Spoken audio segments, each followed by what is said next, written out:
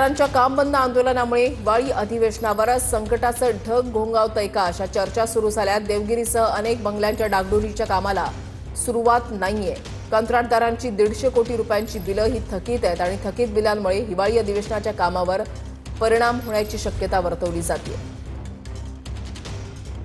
दादा काय सांगाल, किती बिलं थकले आहेत आणि काय नेमकी परिस्थिती आहे?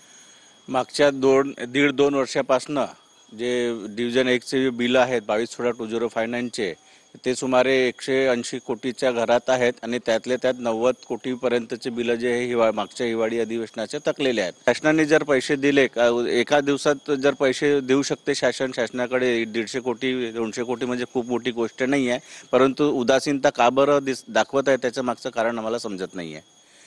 तरी सुद्धा आम्हाला नागपूरच्या मुख्य अभियंता श्री माने साहेबांनी आम्हाला शब्द दिला आहे की या आठवड्यात त्यांची फाईल जी आहे फायनान्समध्ये मूव्हमेंट झालेली आहे आणि तुम्हाला सोमवार मंगळवारपर्यंत बहुतेक पैसे येऊ शकतात।